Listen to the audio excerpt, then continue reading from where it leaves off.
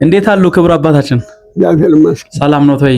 እግዚአብሔር ይመስገን። ሐዋርያት ጾም ላይ እንገኛለን። እንግዲህ እስቲ በጸሎት ሚዲያ ይባላል። በዚህ ሚዲያ ስላለው ወቅታዊ ሁኔታ ስላለው የሀገሪቱ ጉዳይ ስለ ጸሎት እንደው ለዚህ ለሚዲያ ተከታይ እንዲያስተላልፉልኝ ፈልጌ ነው ያባት። እኔ ይሄንንም ቢሆን እኮ ይሄ ነው ዋነኛው ጸሎት ነው። ዋነኛው ጸሎት ይሄ ነው። ናምን ባህዱ አምላክ ብላችሁ በይፈመኑበት ነው የምላችሁ።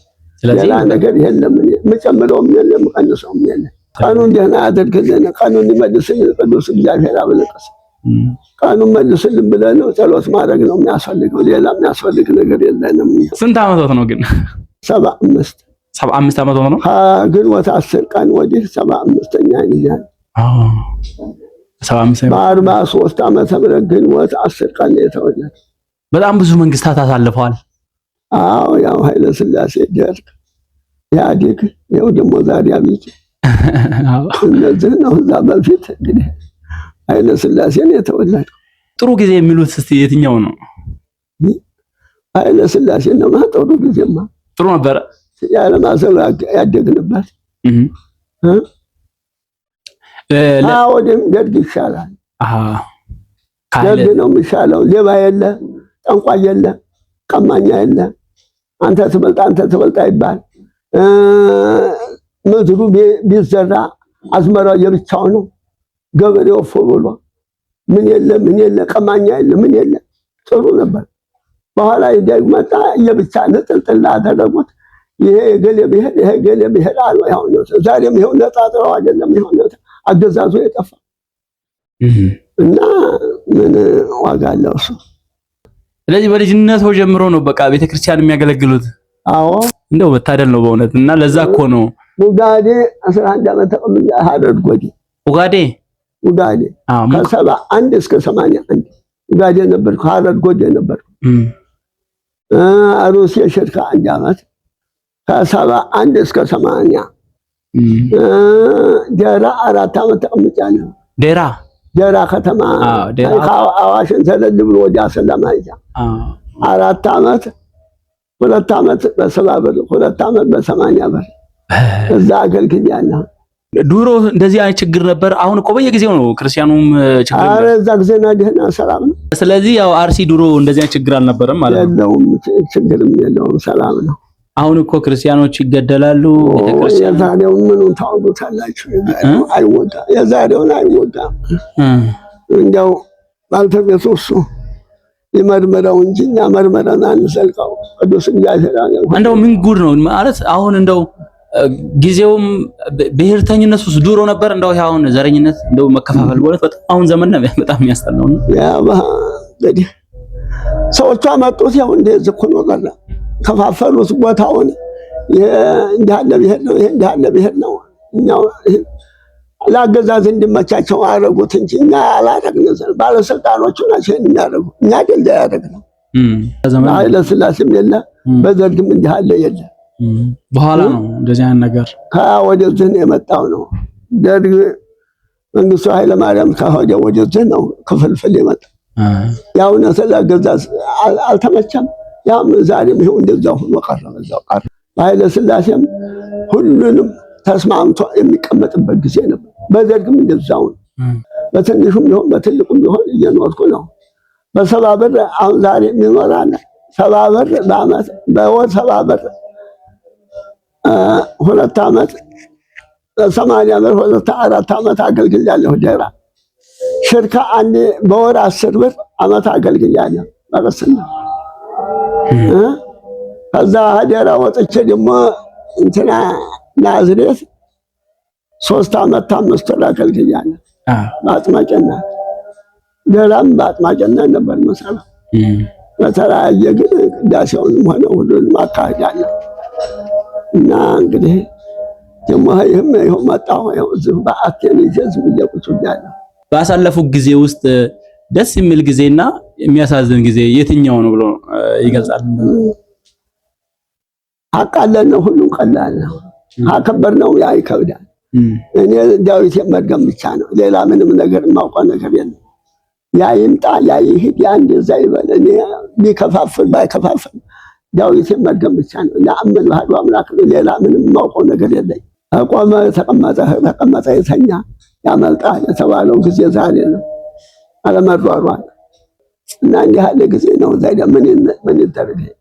ልጅነት ላለውም ሰው ማደብ አለበት፣ መሯሯጥ የለበትም። አቅሙን አውቆ ማዘር ዝም ብሎ እኛ ተመለስ እሱ ይመለስ የለ ክፋታችን አይደል ይሄን ያመጣው። ቻለ ችሎ ሲያበቃ የሱ ቁጣ ቶሎ ይመለሳል። እኛ ግን ብንመለስ እሱ ይመለሳል።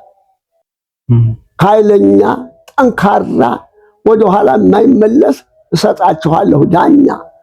ለኔ ብትገዙ ተገዙ፣ ለኔ ባትገዙ ርህራሄ የሌለው ዳኛ እልክባችኋለሁ ብሎ የለም እሱ ራሱ።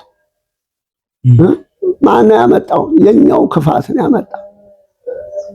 እና ስለዚህ ያው እንደምታዩት መጠንከር ነው። ዛሬ የሚወጋበት ጊዜ አይደለም። ዛሬ የምታወጋው ነገ ሁለት ሆኖ ታገኘዋለህ፣ ሶስት ሆኖ ታገኘዋለህ። አይን ይጹም፣ አፍ ይጹም፣ እጅ ይጹም፣ እግር ይጹም አይደለም የሚለው መጽሐፉ። ሰዎች ምን ይላሉ መሰሎት አባባ? አንዳንዶች ሰዎች ለወደፊት ኢትዮጵያን ነፃ የሚያወጣ ቴዎድሮስ የሚባል ንጉስ ይመጣል ይባላል፣ ትንቢት ነው እና ጠብቁ ይላሉ። እንጠብቅ። እውነት ነው? እሱ ያመጣል፣ እሱ ይወስዳል። አመጣልንም ጥሩ፣ አላመጣም ያው ነው። እኛ እንደጊዜው ዝም ብሎ መኖር ብቻ ነው። አዎ እንደተሰጠን ጊዜ። አዎ ያ አቤሜሌክና ባሮክ ኢየሩሳሌም ትጠፋለች እያለ ያ ኢሳይያስ መምህራቸው ሲያስተምራቸው ይታረኒ ሙስና ለኢየሩሳሌም የኢየሩሳሌምን ጥፋት አታሳየን እያሉ 66 ዓመት በእንቅልፍ አሳልፎላቸዋል። አንድ ቀን የተኛ መስሏቸው ያ በጸሎት ነው ያንን ያሳለፈጃ። አሁን የነቃ ጊዜና ያችን አስቀበለስ ይዞ እንቅልፍ ጎዳና የሚሄድበት መንገድ እልፍ ብሎ እንቅልፍ ወስዶት በተተ ሲለብል ጎዳናው ጠፍቶታል። አንድ መልአክ ነጭ ልብስ ለብሶ ሰው ተመስሎ ድንጋይ ላይ ቁጭ ብሎ አየው። ሲያን ሰው ልጠይቀው መንገዱ ጠፍቶብኝ ነው እንቅልፍ ሳይ አልቀል ቀርቶ ነው ብሎ ሄዶ ጠየቀ። ምንድነው አንተ እንዴት ነው ሽማግሌ መስሎ እንዴት ሽማግሌ መስሎ ነው የታየው? እንዴት ነው ይሄ መንገዱ ጠፋኝ ምንድነው? አንተ ነው እንግዲህ ያለ ኢየሩሳሌም ጠፋኝ 66 ዓመቷ ነው። አንተን በእንቅልፍ አሳልፎልህ ነው እንጂ 66 ዓመት ነው እንቅልፍ የወሰደህ። አይ ይሄው አስቀበለሰ ይሄው ቆርጬ ይሄው ትናንትና የቆረጥኳታል በ66 ዓመቱ በተኛ የዕለቱን ይሄው ቀጠሯ የሆነ እየተንጠፈጠፈ አይደለም። ለምን 66 ዓመት ተኛ? ትናንትና አይደል የቆረጥኳት ነው ያለ። አልታወቀውም። ይገርም ነው። እንደዛ ጸሎት ማለት ያን ይረዳል ነው። አቤሜሌክ ኢትዮጵያዊ ይለዋል። የኢትዮጵያ ሰው ነው። እንደዛ አድርጎ ያሳልፋል እግዚአብሔር አማአቱ ሰውሮ። አዎ እውነት ነው። አሁን አንደኛው አቤሜሌክ ነው፣ አንደኛው ባሮክ ደግሞ መቃብር ይጠብቃል። እሱም እንደዚሁ እንቅልፍ ይዞ ከዷል። እና ወንድምህ ላይ አንተ እንደዚህ ብለህ የምትለብለኝ ኦዲት አክብር ገጽ አረጋው ይተለኛል ይላል እንጂ ጅጁ ባልኩህ ነበር አለው።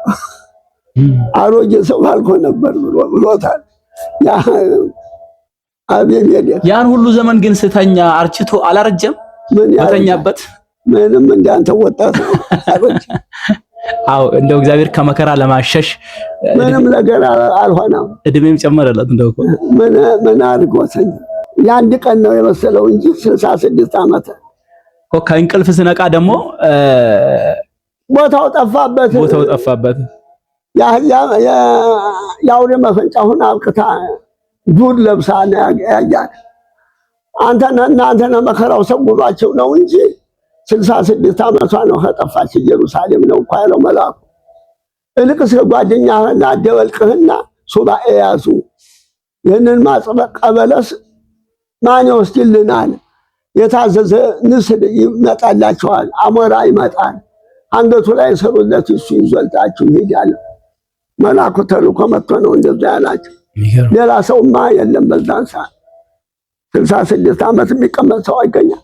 እና ያንን አንድ ላይ አድርጎ ሱባኤ ቢገቡ የታዘዘ ንስር መጥቶ አሞራ አንቱ ከአንገቴ ላይ አድርጉልኝና እየላቸው ልጅ ያላቸው በሰው አምሳል ተናግሮ አንገቱ ላይ አሰሩለት ወስዶ ለዛ ለመምህራቸው ሰጠ።